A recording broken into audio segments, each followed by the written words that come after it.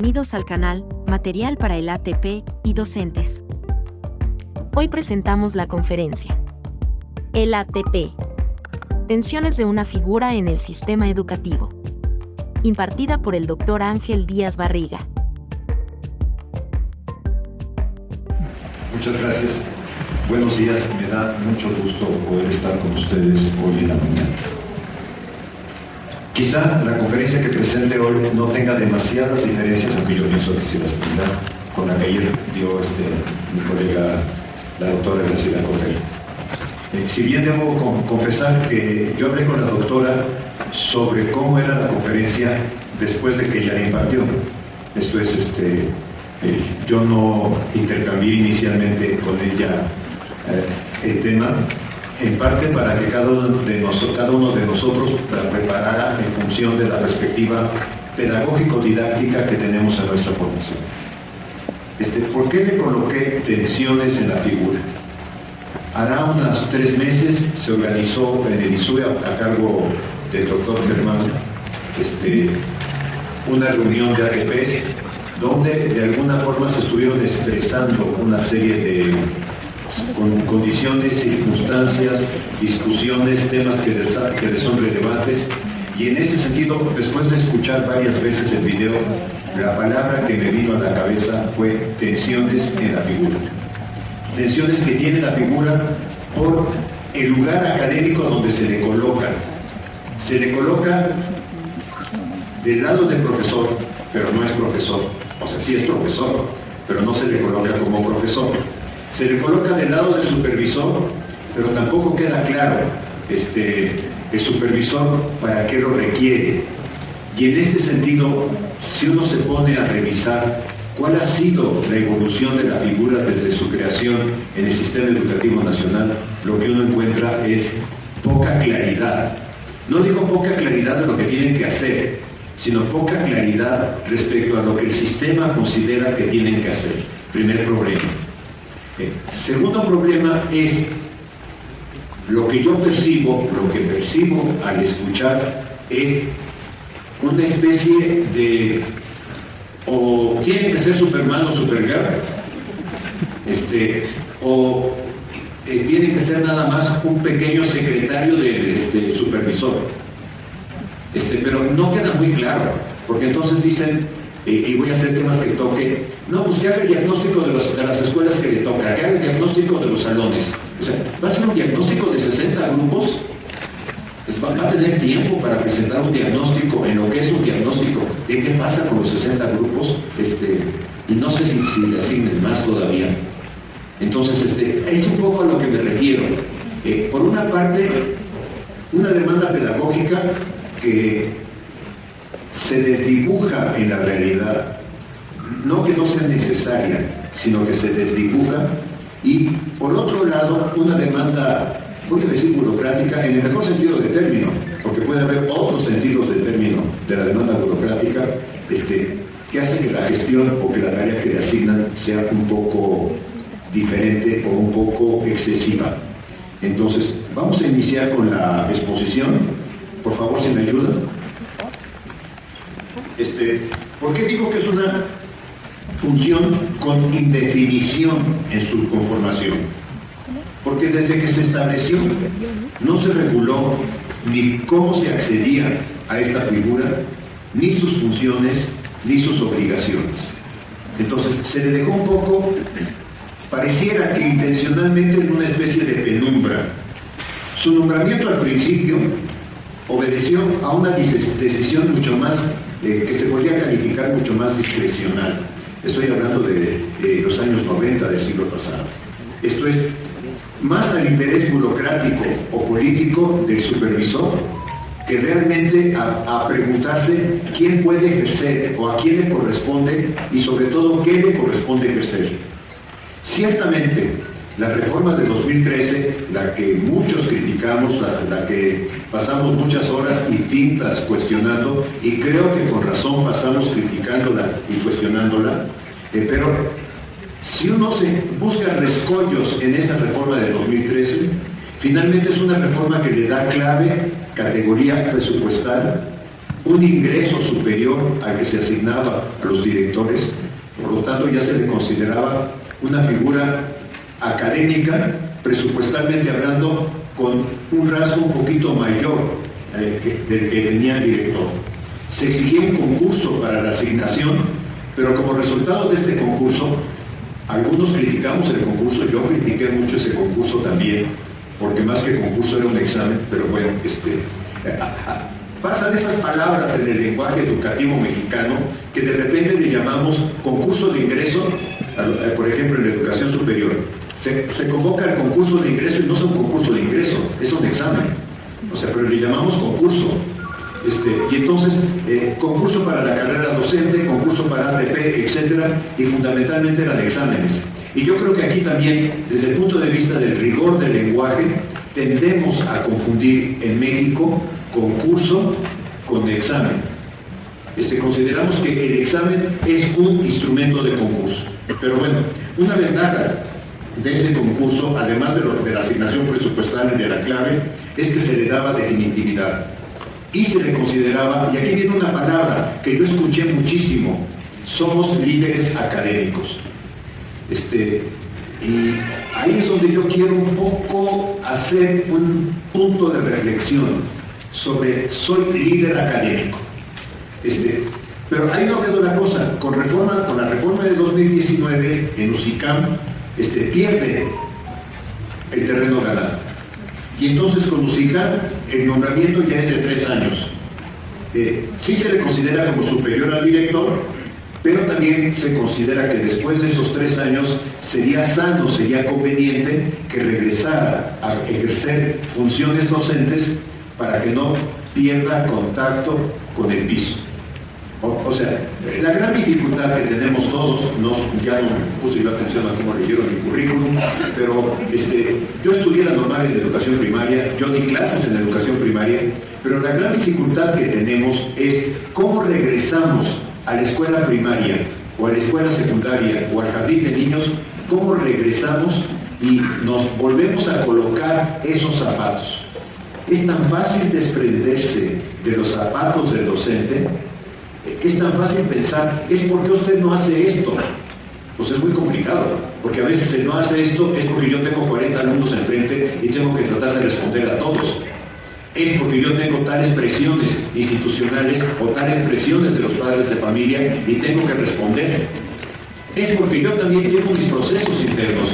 O sea, todas las personas tenemos procesos internos de diversa índole.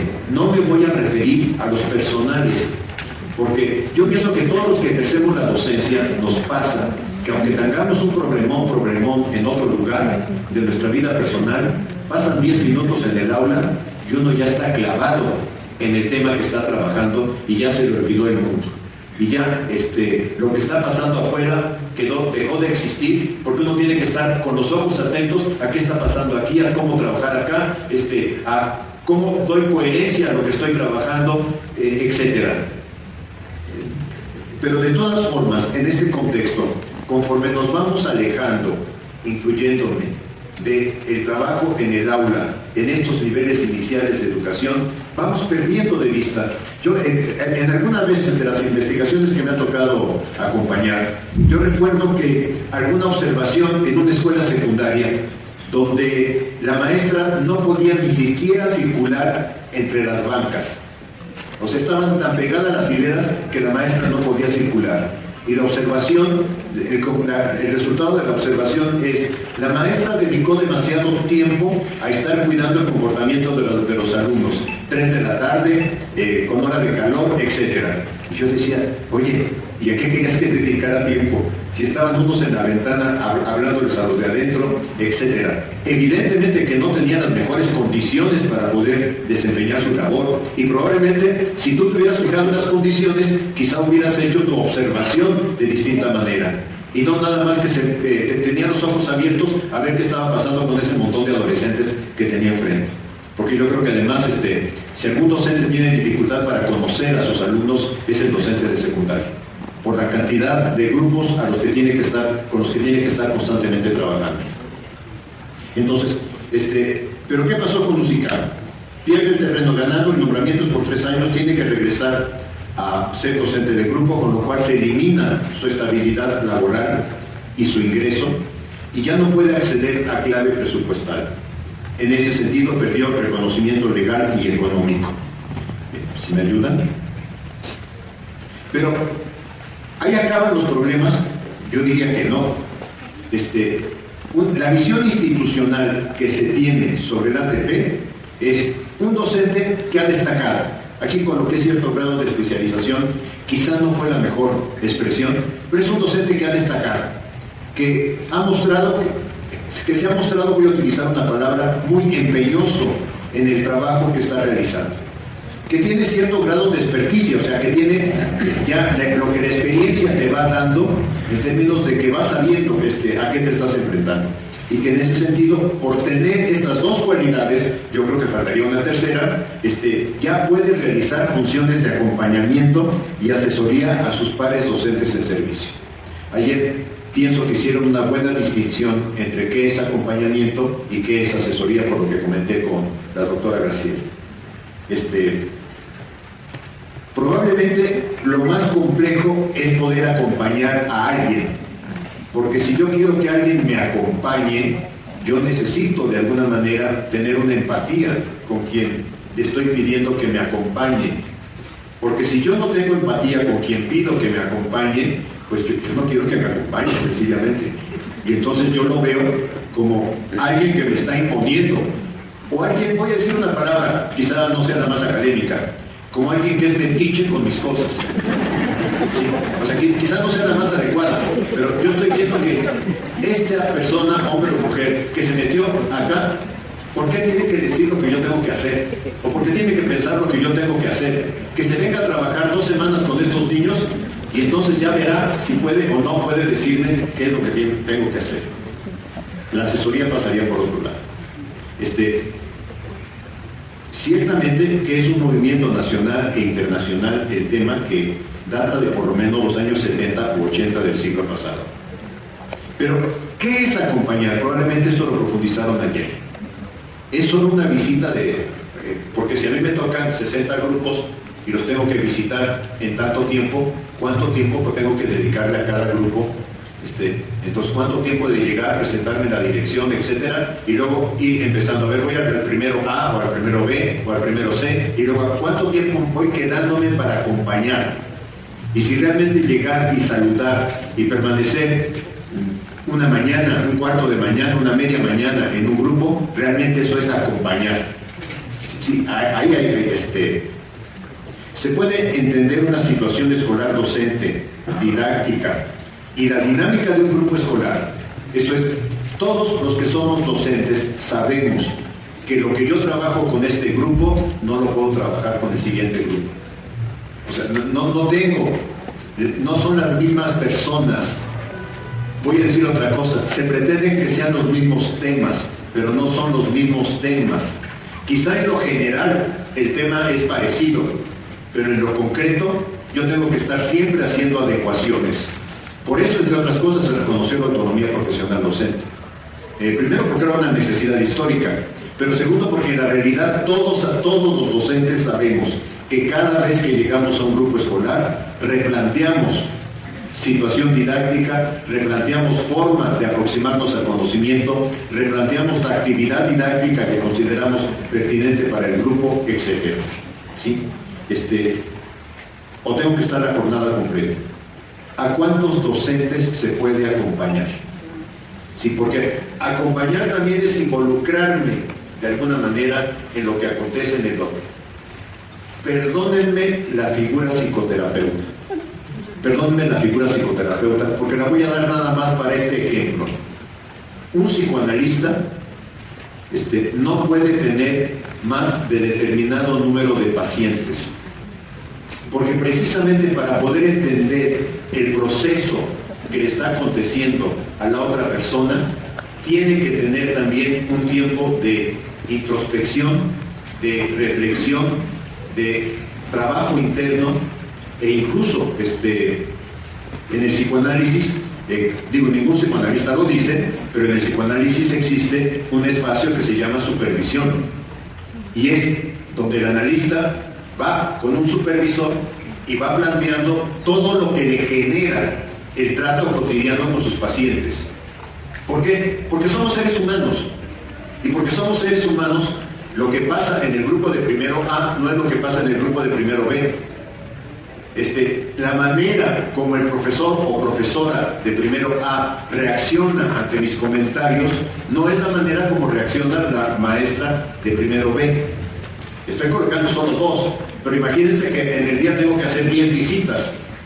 Entonces, emocionalmente, intelectualmente, me lleno de información y ¿dónde la proceso? O sea, ¿dónde tengo mi espacio interno, personal, para poder procesar, para poder revisar, para poder reflexionar? Sí, o sea, eso de docente reflexivo de su propia práctica es una declaración preciosísima, casi para ponerle una medalla al que la hizo. Nada más que me digan una cosa: ¿en qué espacio realiza esa reflexión? Perdónenme lo banal del ejemplo. ¿Creen que la regadera es el espacio para que realicemos esa reflexión mientras nos bañamos en la mañana? O sea, ¿consideran que ese es el mejor espacio para que digamos, sí, ahorita me estoy dando cuenta? Sí, porque la verdad es que nos tienen tan saturados de actividades, tan saturados de día, sin tomar en cuenta nuestra vida personal, que todos la tenemos. Y que una vez que salimos de las actividades vinculadas con lo escolar, tenemos que llegar a las actividades vinculadas con nuestra relación familiar, la que sea, la que sea, o sea, que tengo el niño pequeño, que tengo el niño enfermo, que tengo a los 3 hijos en secundaria, que tengo el adolescente rebelde, etc. Y después va a ser que tengo a mis padres enfermos también, o a mi tía, etc. O sea, toda la vida estamos rodeados de circunstancias como cualquier persona, o sea, no somos seres extraterrestres. Entonces, ¿en qué momento ese señor que pensó, docente reflexivo, pensó que puede reflexionar? Algo que alguna vez yo dije, ya no lo digo tanto, fíjense, pero antes que alguna vez yo dije creo que necesitábamos una organización como Alcohólicos Anónimos, que fueran docentes anónimos. Después, donde los docentes llegáramos a despotricar de todo el coraje, de todo lo que nos pasó durante el día. No lo estoy diciendo tan al azar, porque yo recuerdo que, y esto me venía a cuenta, porque yo empiezo a trabajar en la UNAM en el centro de didáctica. Y al centro de didáctica, en esos años en que yo estuve trabajando, llegaban docentes de diversas facultades, de los propios bachilleratos de la UNAM, pero también empezaron a llegar docentes de escuelas normales. Y entonces un grupo estaba conformado por docentes que venían de 25 lugares o de 30 lugares. Pocos se conocían entre sí, o sea, pocos tenían una amistad entre sí.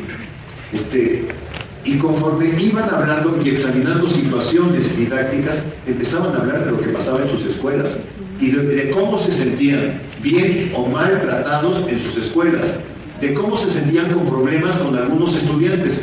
Y yo me quedaba pensando, es que esto no lo pueden hablar en la escuela.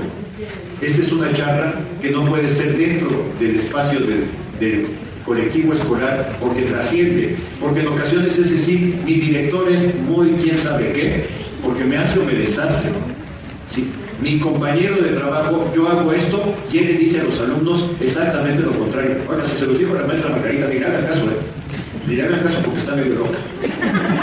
En serio, esto pasa en las escuelas, no estoy ideando algo.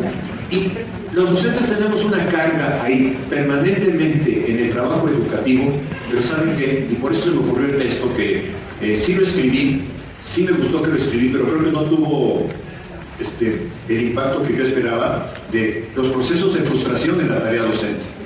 Cuando yo escribí el texto de los procesos de frustración en la tarea docente, es porque yo percibía precisamente eso, que el docente tiene durante el día una cantidad de emociones, pero que esas emociones se las tiene que comer, las tiene que reprimir, porque al día siguiente tiene que llegar sonriente e igual de tranquilo ante los estudiantes como si no hubiera pasado nada. Y pienso que en el caso del ATP, una de dos, o pone una barrera, y entonces llego como si yo fuera una especie de soldado medieval con mi escudo de hierro ahí que me impida incluso que no me vean la cara, o pongo una barrera para decir, me vale lo que hagan, Yo nada más llego, veo, digo algo así medio para que no se diga que no, y me salgo. O realmente me involucro, y si me involucro, no solamente me involucro intelectualmente, eso es lo que quiero decir. No solo en un acompañamiento, no solo me involucro intelectualmente, también me involucro afectivamente con la persona o con lo que estoy percibiendo en la persona. Es que no se da cuenta, es que no percibe que el tema está en que no logra enfrentar tal situación. Pero estoy involucrado efectivamente. ¿Cómo le ayudo a darse cuenta? ¿Sí? Entonces, ahí tenemos una complejidad, y en ese sentido es ¿con cuántos docentes podemos trabajar? En el caso chileno, que de repente nos lo colocan como ejemplo, un acompañamiento es de por lo menos 3 meses, y es 1 a 1. ¿Sí? O sea, un acompañamiento es realmente que el otro me acepte, pero que yo esté con él, con la corresponsabilidad de que trabajemos juntos con los estudiantes durante 3 meses, revisando qué estamos haciendo. Hay otros métodos que utilizan, sobre todo que vienen de la reflexión antropológica, no se trabajan tanto en México, fíjense, que son todo lo que llaman métodos de autoconfrontación. Cuando un colega canadiense lo quiso aplicar aquí en unas escuelas con nosotros acá en Ciudad de México, me decía, puedo aplicar la primera parte de la estrategia, pero no la segunda. La primera parte de la estrategia era grabar al docente y luego seleccionar segmentos de lo grabado y sentarme con el docente y decirle por qué trabajaste así. Y que me fueran dando los argumentos. Es que en ese momento yo sentí la presión de tales alumnos, es que en ese momento yo vi que se me estaban distrayendo, etc. Pero que ahí hubiera una reflexión sobre el momento que había acontecido en el transcurso de la semana. Por supuesto que esto implicaba un trabajo extra aula, o sea, no en el horario de clase, fuera del horario de clase, que implica tiempo del docente, tiempo de ambos, ¿no?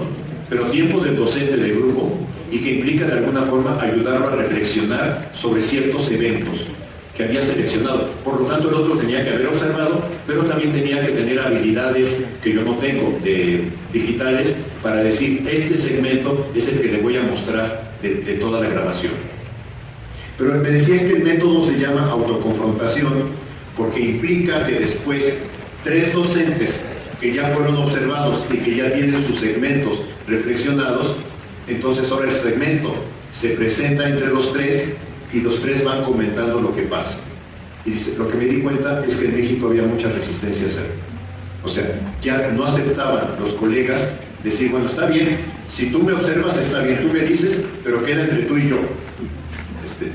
No, pero si llega un tercero y un cuarto de testigo, ¿por qué tiene que estar un tercero y cuarto de testigo? Aunque yo vaya a ser testigo de los eventos de él. Pero decían, no tengo tiempo, mejor ahorita no, etcétera. Me decía el colega canadiense, nos fueron poniendo tales condiciones que finalmente esa parte del método no la pudimos hacer en el caso mexicano. La siguiente. Perspectivas individuales sobre el ATP. Se autodefine como líder académico, porque eso fue lo que yo encontré. Somos líderes académicos, pero en el PDF se les puede pasar después, o sea, ahí encontramos alguna forma que lo tenga. Pero la pregunta es, ¿qué es un líder? ¿Realmente es un líder? ¿Es la única función que tiene la de liderazgo? Yo pienso que es un tema que habría que reflexionar un poco. Se percibe como un avance académico en la carrera o en la carrera del profesional docente.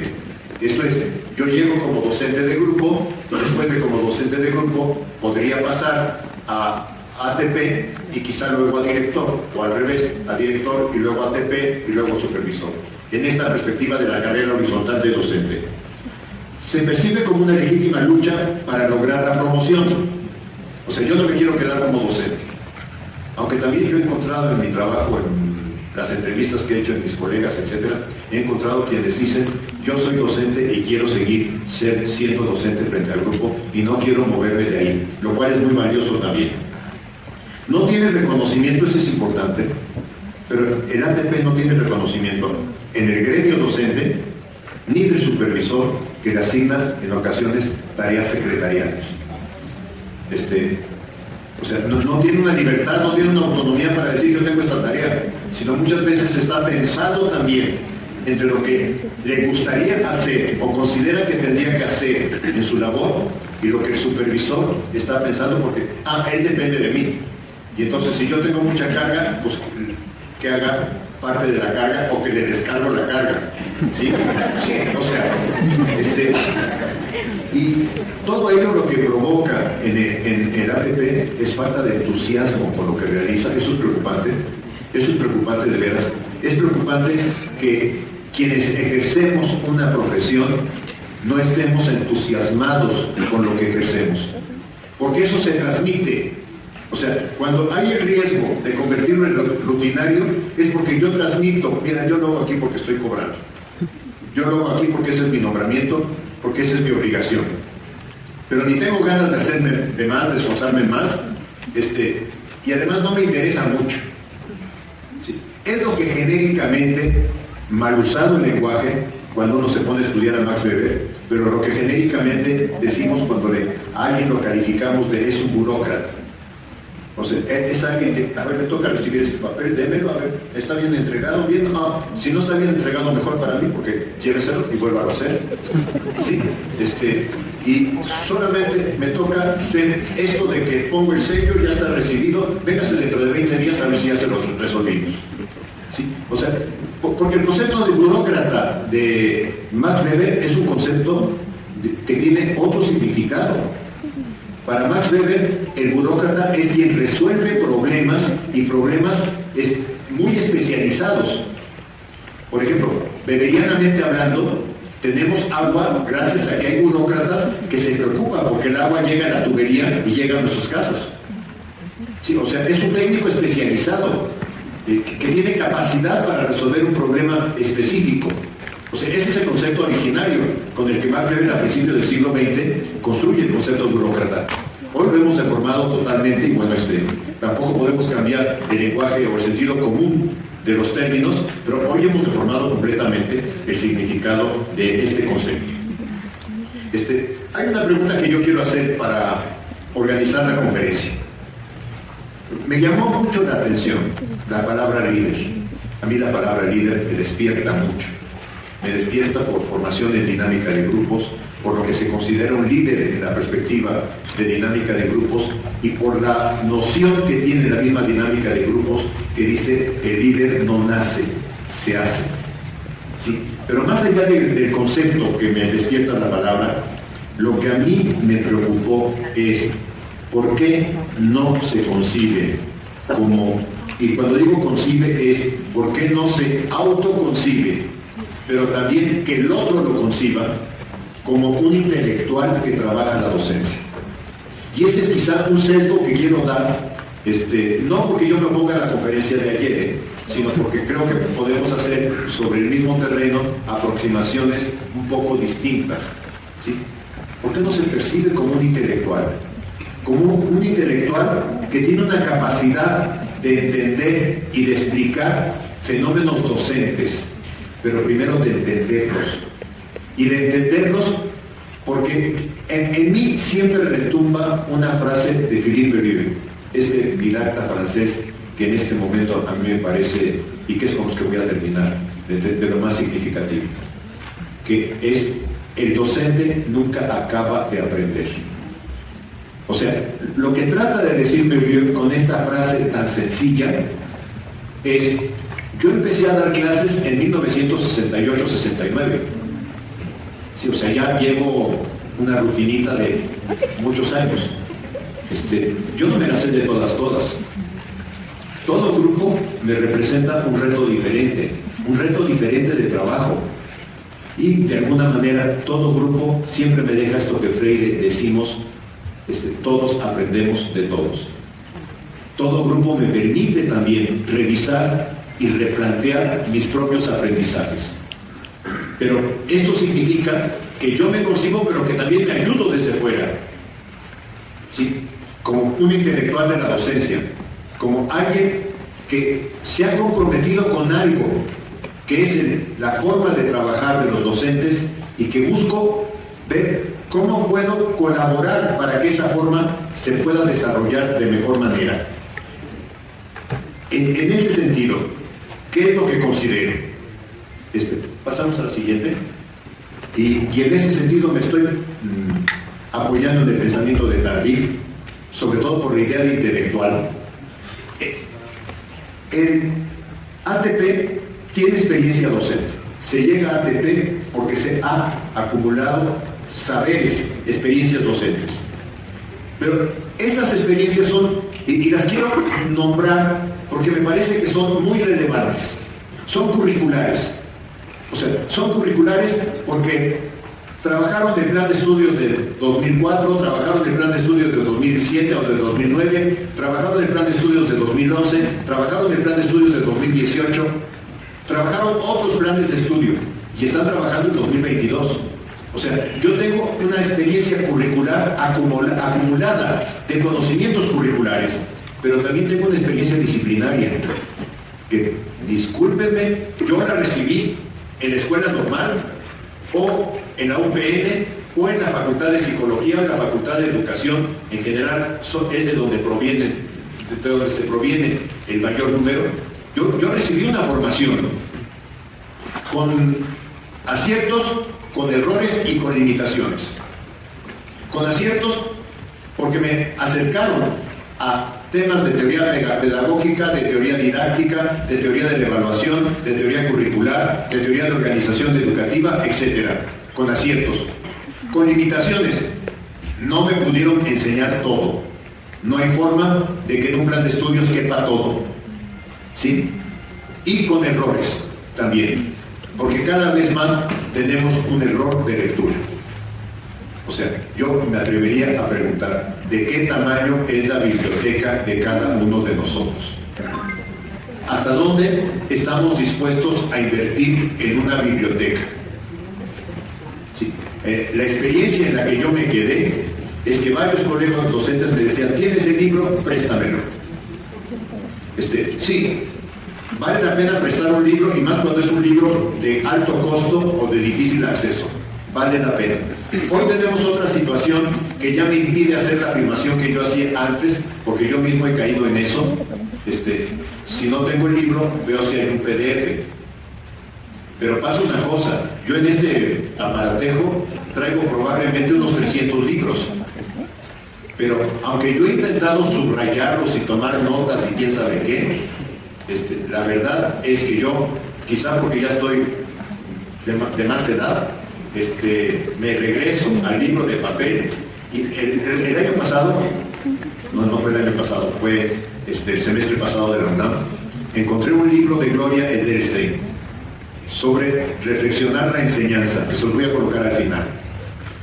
Escribí luego a la editorial de la Universidad de La Plata, porque busqué ahí en la página legal y decía editorial de La Plata, busqué el editorial, le escribí al editor y le dije, me interesa el libro, ¿cómo lo puedo conseguir? Y me dice, fíjate que no lo hicimos en versión impresa, está solo en versión digital. O sea, la versión digital que tienes es la única versión que hay. Pues es un libraco enorme, ¿eh? Pues lo imprimí, lo encargolé y estoy subrayando sobre el texto. O sea, yo no puedo manejar todo en estas formas digitales. Pero viene la pregunta, ¿de qué tamaño estamos o hasta dónde queremos que nuestra biblioteca crezca y tenga información? Tiene que ver con nuestra formación disciplinar, tiene que ver con esto que queremos denominarnos, identificarnos como líderes, porque si nos identificamos como líderes, tenemos que manejar la información. Algo que me decían algunos colegas con respecto a la evaluación del desempeño docente, que yo no la acepté, no la aceptaré, y me parece que fue un error garrafal, pero por lo menos nos hicieron leer, y yo casi me quería caer de la silla y desmayar. Porque si yo algo les escribí a los que hacían lo de evaluación docente, yo les decía, ¿y por qué quieren que lea ese autor si yo tengo otros autores de didáctica y ese autor que ustedes proponen no me gusta? sencillamente no me gustan. ¿Por qué quiere que yo considere que ese es el autor de referencia? ¿Sí? Ciertamente que es muy polémico, pero es una manera de defender también que yo tengo saberes. ¿Sí? Creo que me metí en los pedagógicos didácticos. Pero bueno, porque los disciplinares a lo que me quería referir es a que tenemos también saberes de lo que se llama antiguamente materias, español, matemáticas, ciencias, etc. Tenemos también ese dominio de saberes. Y lo que más me gusta del pensamiento de Tardif es que dice, los docentes tenemos saberes experienciales. Y estos saberes no nos los dio el libro. Estos saberes no nos los dieron en la normal o en la UPN. Estos saberes provienen de lo que yo voy aprendiendo trabajando con los estudiantes. Y esa es nuestra reconstrucción. De ahí la necesidad de posibilitar en el mundo docente un espacio de reflexión sobre lo que hacemos. Porque si no logramos ese espacio de reflexión, a muchos, cuando me preguntan, ¿y cómo escribes? ¿Cómo escribes textos de didáctica? Lo que yo les contesto es que el aula es mi laboratorio. El aula, por ejemplo, yo tengo un concepto que no se ha explotado mucho, que es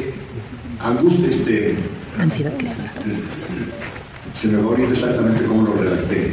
Ansiedad creadora. No, era angustia. Ansiedad. Angustia, pero le di un calificativo.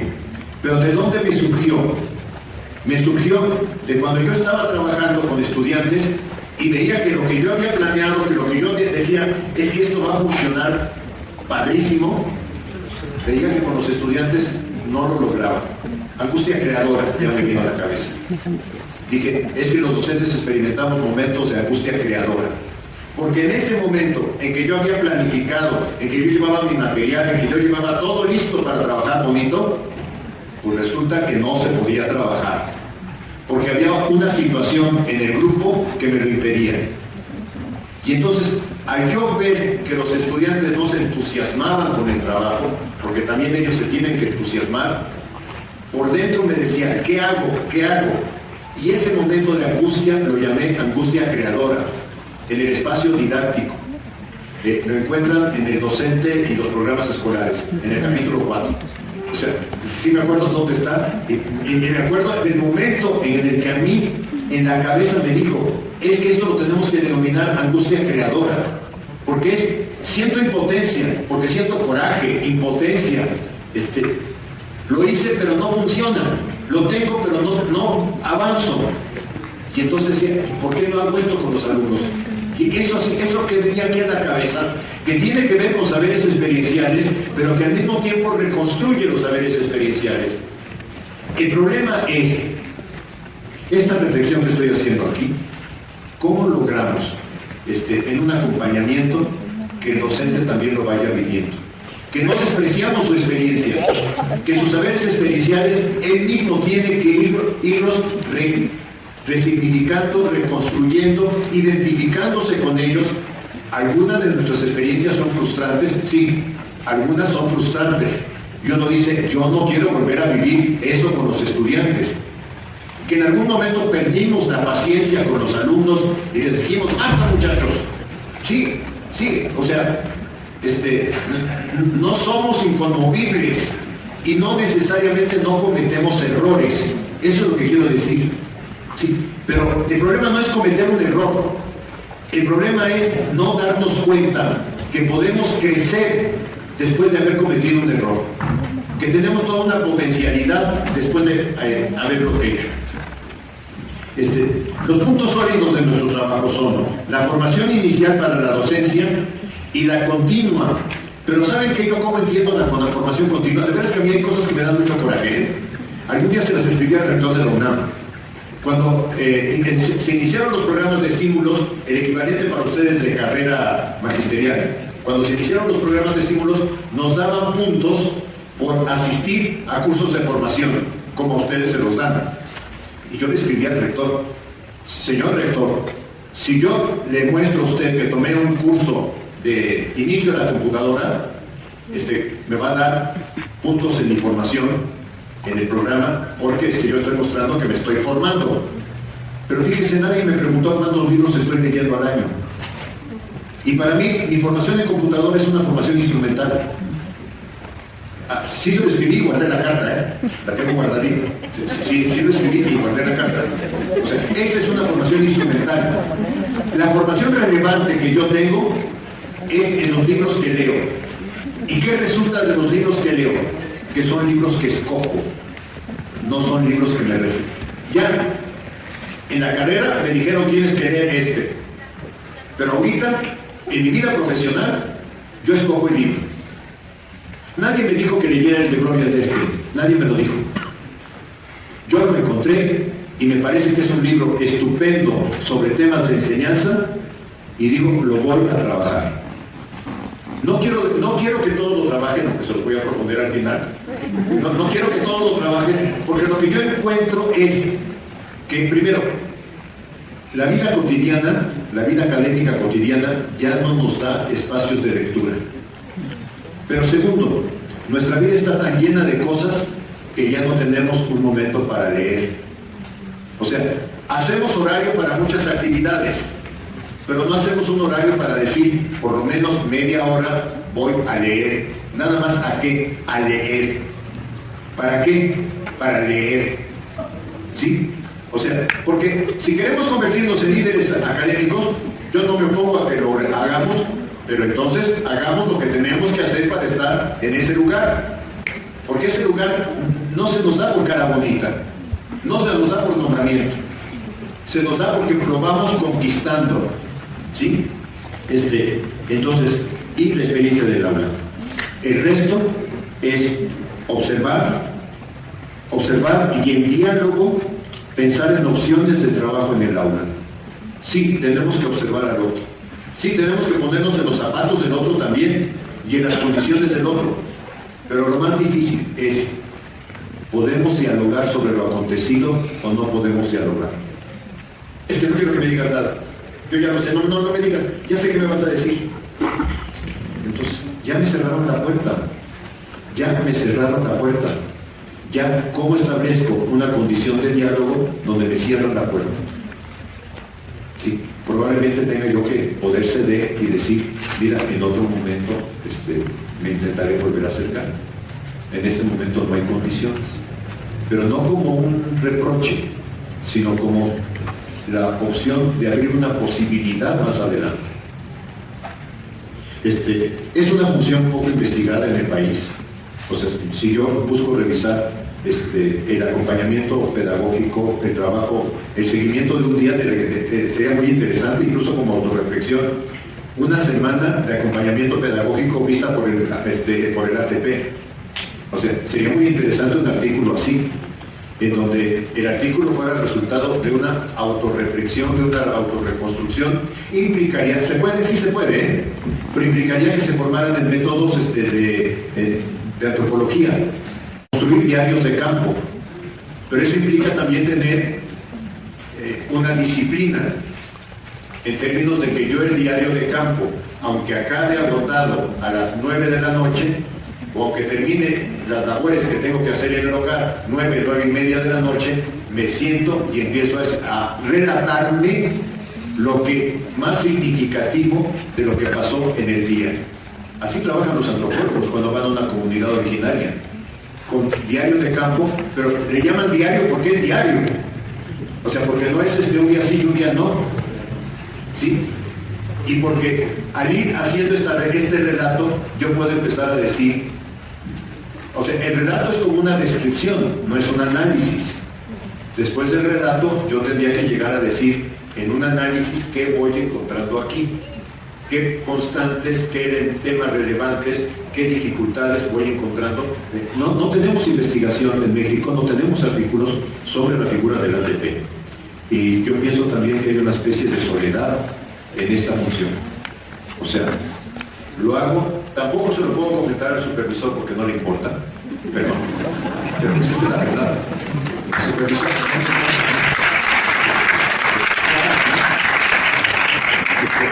Tampoco lo puedo comentar con el director porque el director nada más lo va a tomar como vino a acusar a la maestra de tercero de tercer grado por ABC. O sea, lo va a tomar como, este viene a acusar y no se da cuenta de lo que él hace. ¿Sí? Pero no hay una manera de fortalecer este trabajo en la relación pedagógica. La siguiente, por favor. Entonces, es una figura desdibujada al mismo tiempo. Desdibujada académicamente porque no hay claridad sobre la amplitud de significados que es acompañar. Burocráticamente es desdibujada porque es muy fácil decirle, oye, te tocan 40 grupos o te tocan 60 grupos. Sí, es muy fácil decirlo, te tocan esto. Es como si nada más llegara yo a hacer un checklist. Si está el maestro, si tiene el programa, si está trabajando, etc. Es como si llegara yo a hacer nada más un checklist de qué está pasando en la escuela, o llegar a la dirección y preguntar, ¿cuáles son los maestros que me están demandando? ¿O cuáles son los maestros que tienen más necesidad de mi apoyo? Pero no es algo donde el otro, el maestro o maestra, esté considerada como sujeto con el que voy a dialogar. Algunos supervisores pues están, oye, y también ayúdame con el formato 911. O sea, si en el tiempo que te quede libre, después de hacer todo esto, te vienes acá y entonces ayudas también con el formato. O con alguna otra tarea que le asigne el supervisor o el jefe de sector, es que también me pidieron que hiciera esto. Como tú eres el que no está definido de tareas, pues yo te puedo ayudar a que tengas algunas, para que no te preocupes. Y en el peor de los casos, pues yo te considero como el chofer o el que carga el portafolio, porque esto también lo dijeron en la reunión que se hizo en el siguiente. La siguiente. Hay un reconocimiento, hay una falta de reconocimiento institucional a esta labor. Pero aunado a ello, y precisamente porque no es una función que se investigue, hay insuficiente información sobre la función, pocos referentes para delimitar esta acción.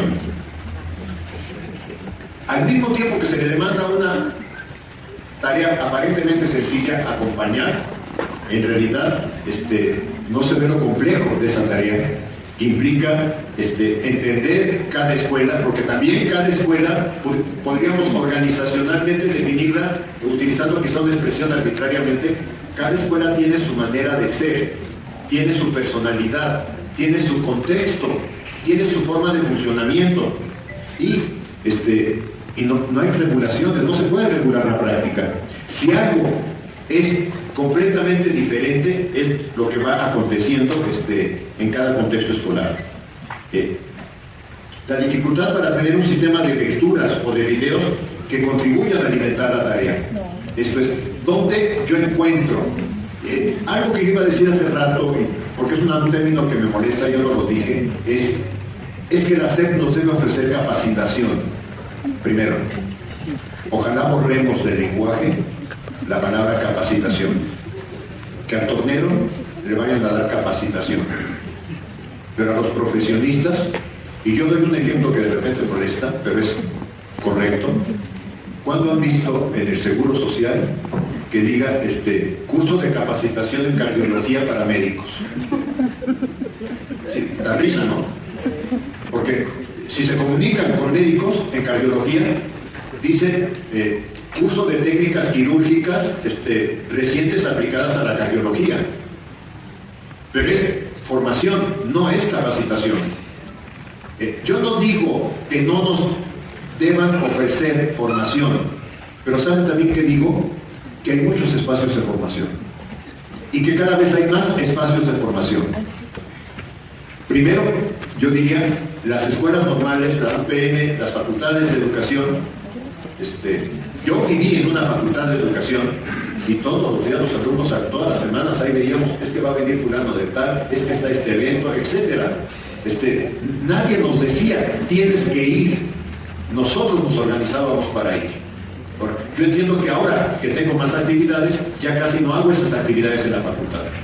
Pero entonces yo soy el que tiene que buscarlas. ¿Sí? O sea, lo que yo quiero decir es que la formación, el primer responsable de nuestra formación somos nosotros, no la SEP. ¿Sí? O sea, a mí me parece que esto es muy importante irlo ya considerando, y más si establecemos, tenemos una función intelectual. En general, cuando se hace una reforma curricular, no se considera cuál va a ser la función del ATP, lo cual creé 7 puntos. O sea, ciertamente debo reconocer como parte del equipo que trabajamos en la reforma, nunca consideramos toda la parte de gestión, nunca consideramos la gestión que nos iba a llevar, muchas cosas sobre la marcha. Ya hablando, por ejemplo, con la maestra Leti, Roberto, yo creo que es testigo, estuvimos diciendo, hay que cambiar el funcionamiento de los consejos técnicos escolares. Y por fortuna nos hizo caso y empezó a decir, no, pues démosles insumos, ya no les podemos dar una secuencia de actividades o de tiempos, etcétera. No digo que ya esté bien, digo que estamos avanzando muchísimo en una ruta diferente. Y que cosas que de repente a uno se le pasan, uno piensa que ya domina el campo de la teoría curricular y que ya se la sabe de todas, pues uno en la realidad le va demostrando que el campo de la teoría curricular es mucho más complejo que lo que uno había siempre pensado. O sea, siempre esa posibilidad de decir, aquí hay un error, aquí hay una omisión y aquí tenemos que seguir aprendiendo todos. La siguiente, por favor. Complejidad de la tarea. Complejidad de la tarea, yo creo que, aunque puse un nombre, también habría puesto una mujer, pero bueno, fue la imagen que encontré en internet. Pero todos nos rascamos la cabeza frente a qué es lo que tiene que hacer un asesor. Pero yo les digo, si le pedimos autonomía profesional al docente, también tenemos que decir que el asesor técnico pedagógico tiene que tener autonomía profesional. Tiene que mostrar esa. Pero profesionalizarse no es algo que yo obtengo cuando obtengo el título. No es algo que yo obtengo porque el otro me lo da. Profesionalizarse es algo que yo hago. Sí, y en ese sentido yo vuelvo a insistir, aquí no hay un tema de decreto de la SED. Ciertamente que UCICAM hoy no ha ayudado a que la figura se vaya consolidando como si podía haberse venido consolidando previamente. Pero de todas maneras, nuestro espacio profesional lo tenemos, los voy a decir de alguna forma, que conquistar. Considerarlo como tierra de conquista y mostrar al sistema educativo por qué este espacio profesional es relevante. Pero somos nosotros, no esperemos que la SEP nos venga en la alfombra de oro a decirnos, este es lo que eres tú. Nosotros somos los que en este momento tenemos que hacerlo. Una tarea personal significa reflexionar sobre la historia de esta práctica, y sobre la historia de nuestra práctica docente. A mí me gusta mucho Tardif, porque él dice, ¿cuándo aprende uno a ser docente? Pues la respuesta es en preescolar, en primaria, en secundaria, en la escuela, en el bachillerato, en la escuela normal, etc. Tardif dice, uno llega a la escuela de formación de maestros sabiendo ser docente. Sabiendo ser docente porque ya en su cabeza están muchas experiencias de qué es lo que hace un docente. Entonces, lo que nosotros necesitamos es también ir ayudándonos a reconstruir nuestra práctica, a reconstruir nuestra historia, a reconstruir, a ver, qué cosas de mis docentes yo estoy repitiendo, qué cosas de mis docentes yo he idealizado y pienso que este docente que está en tercero de secundaria tiene que repetir porque el docente que yo tuve en tercero de secundaria era muy bueno conmigo. ¿Sí? ¿Hasta dónde la historia del otro queremos que el actual la replique cuando son momentos totalmente diferentes? Cuando son personas totalmente diferentes, cuando son situaciones diferentes. Necesitamos reflexionar para reconstruir nuestra propia historia. Reflexionar sobre la dificultad que es entender los procesos de trabajo docente de otros. No solo mis procesos de trabajo, que ya es complicado entenderme. Y es complicado entenderme porque si empiezo a reflexionar, no siempre soy coherente. No siempre logro la coherencia que yo busco. ¿Y por qué quiero que el otro, al que no veo coherencia, logre coherencia? Pero además, que logre mi coherencia cuando yo tengo que ayudar a que él logre su coherencia. Esto es, que él también analice qué de la docencia él quiere reivindicar, cómo quiere trabajar con sus estudiantes? ¿Cómo quiere impulsar procesos de aprendizaje con sus alumnos? ¿Sí? ¿Cómo puede trabajar con los alumnos que nos causan dificultades? Hay alumnos que nos causan dificultades, ya lo sabemos. Es más fácil decir, usted me causa dificultades, que voltear el reflector hacia acá y decir, ¿por qué estoy considerando que es una dificultad? ¿Y qué parte de esa dificultad yo la puedo aprovechar para que él desarrolle su aprendizaje?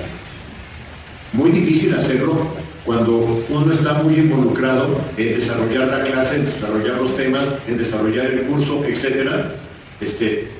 Y entonces uno no se detiene a ver, bueno, pero ¿qué hago con los que no? Y lo importante también es pensar, ¿y los que no? ¿Qué elementos positivos tienen que puedan ayudarme a salir adelante? Ahí, el libro de Perrenot, su tesis doctoral, porque Perrenot en México fue muy mal conocido, lo conocimos básicamente por su discurso de competencias, y su discurso de competencias es completamente marginal en su pensamiento, porque tiene que ver con que él participó en el Ministerio de Educación de Suiza y le pidieron que se metiera con competencias. Pero su pensamiento didáctico o sociológico didáctico es mucho más fuerte.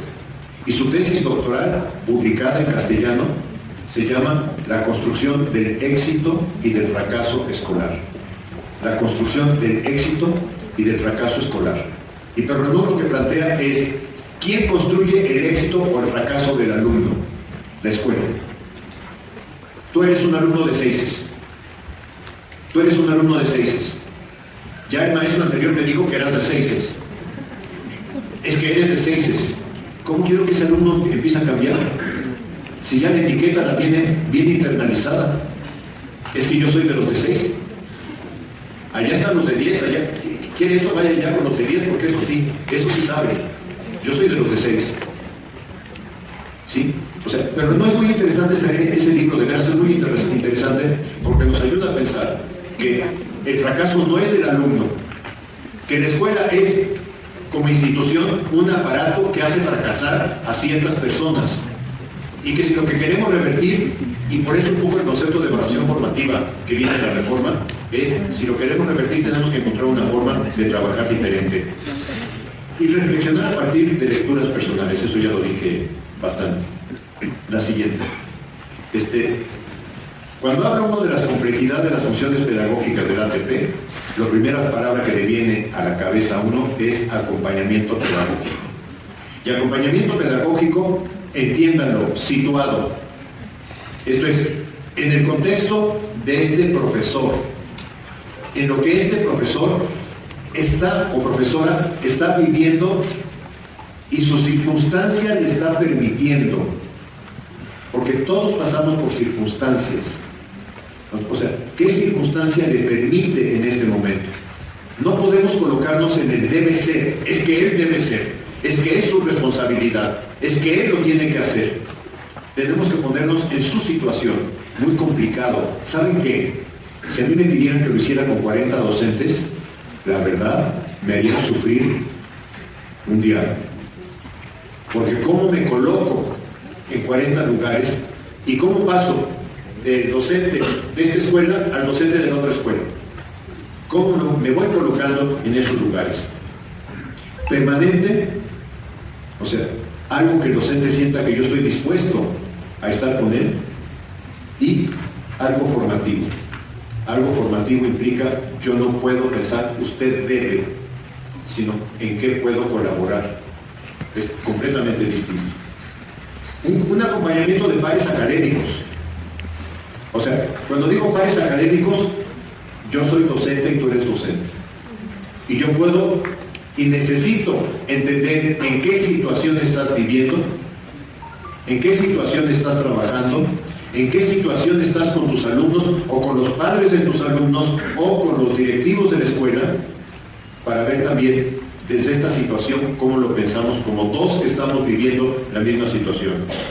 Promover la reflexión sobre la práctica docente, propiciar un ambiente colaborativo que implica también que la dirección acompañe al docente, que el consejo técnico esté en o sea, digamos, buscar que las coordenadas vayan coincidiendo entre la forma de dirección, la forma de trabajo del consejo técnico, las actividades con el supervisor.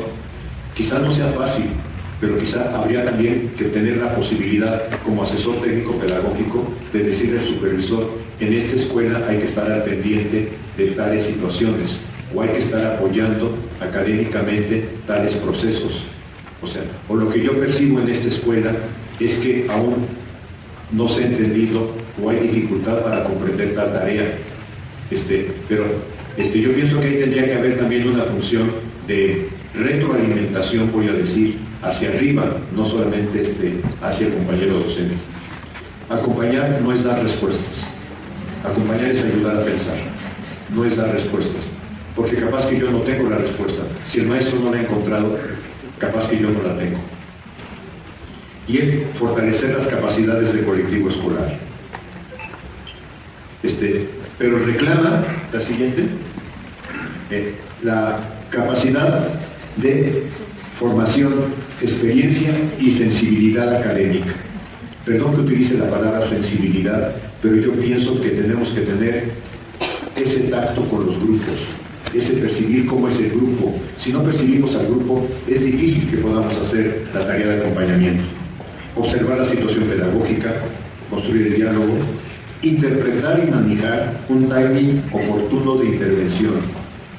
No siempre lo que yo diga va a ser recibido de buena fe por el otro. Hay momentos en que yo mejor no lo digo, dejando un poco, posibilitando que el otro esté en condiciones de reflexionarlo. Reconocer que toda situación es inédita. O sea, que no, en el mismo docente no hay dos momentos iguales. El número de grupos que puede atender. Yo creo que todo esto frente a esto que yo escuché, que se les pide diagnóstico de 40 o 60 grupos, imposible que hagan eso, o contribuir a las tareas del formato 911. La siguiente, por favor. El reto es conceptualizar y observar la práctica. Reconstruir el significado de práctica docente como acción compleja. O sea, la práctica docente responde a un contexto escolar, responde a la historia, formación y experiencia profesional del docente, pero ojo, cuidado que no responda a una perspectiva idealizada de lo que se tiene que hacer. Distintos planos de observación de la práctica, en la realidad del aula, en los procesos de análisis de diferentes niveles, buscando triangular informaciones, lo observado, el proyecto docente, el sistema de análisis, la correflexión. O sea, yo pienso que también tenemos que ayudar al docente a que nos diga cuál es mi proyecto de trabajo. Más allá de mi planeación, más allá de qué proyecto, qué busco yo con los alumnos. Y reconocer dificultades, ausencias, puntos de ruptura y significados de la experiencia. Pero también acompañar es mirarse en el espejo. ¿Por qué es mirarse en el espejo? Porque es ver la práctica docente también frente a mi práctica docente, también frente a mi concepción de práctica docente. Es la necesidad de reconocer otredades. Otredades es: el otro también importa, el otro también es, el otro también tiene formación. Aceptar que solamente podemos trabajar desde la subjetividad. O sea, no es nuestra formación es el punto de partida, pero el contacto es un contacto entre dos sujetos, entre dos subjetividades que, si no logran tener interlocución, van a ser subjetividades que no puedan acompañarse sencillamente, no hacen clic. Dar oportunidad al otro a reconocerse. Por eso ya hablo un poco del método de autoconfrontación. Y esto es un poco con lo que yo quería terminar, porque lo abrí con el tema de que tenemos que enriquecer nuestra biblioteca. Yo pienso que tenemos que pasar a lecturas pedagógico-didácticas contemporáneas. Por ejemplo, el de Tardif, ya hice mención, me parece que es un libro excepcional para tenerlo en la biblioteca directamente. De formar y formarse en la enseñanza de Gloria, no tiene pierde, pero si no tienen ahorita dinero para adquirirlo, pensar y recrear las prácticas de enseñanza. Este libro está publicado el año pasado, este libro lo pueden bajar de internet directamente, me parece que es un libro significativo. El libro de enseñar didáctica de Steinman es alumno de Gloria, o sea, Gloria es una generación más o menos de mi edad, una generación de didactas argentinas muy potentes, la verdad, y además Gloria se ha dedicado prácticamente los últimos 20 años de su tesis doctoral, que es formar y formarse en enseñanza, se ha dedicado al tema de enseñanza, solamente al tema de enseñanza. Me parece que es un texto que no podemos evadir.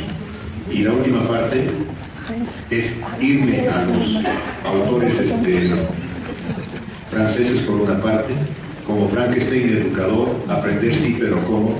Les voy a decir una cosa, en Argentina no hay licenciatura o normal para formación de profesores o licenciatura en educación donde los alumnos no lean Frankenstein, educador.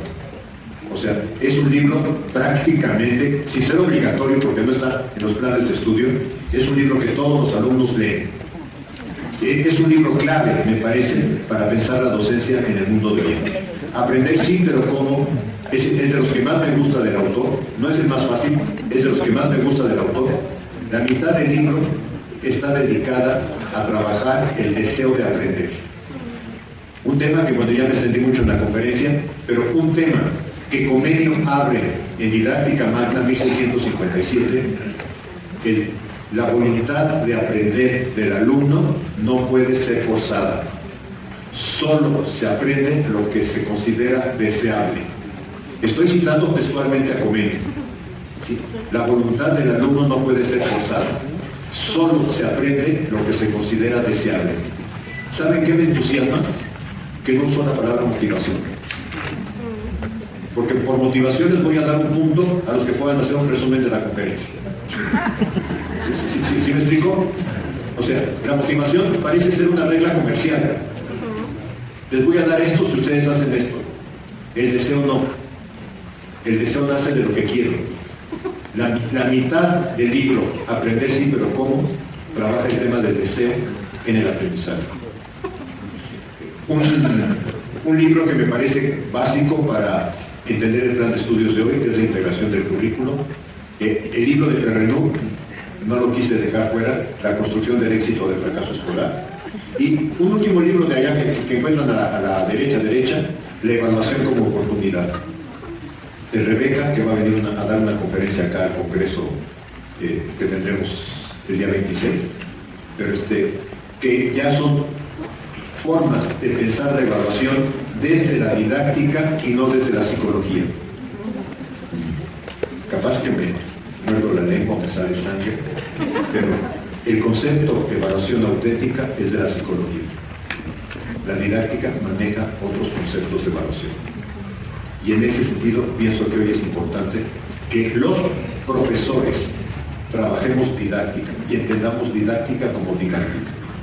Si ustedes ven, por eso parte de mi análisis y parte de lo que buscamos en el plan de estudios, que es de recuperar el pensamiento pedagógico didáctico, porque me parece que es algo que necesita el país y que necesitan los docentes y que necesitan que nuestros alumnos que trabajemos más desde la didáctica. Pues muchas gracias y me extendí mucho. Si este material te fue de utilidad, déjanos una manita arriba y comparte. Te dejamos esta recomendación de nuestro canal y por favor suscríbete.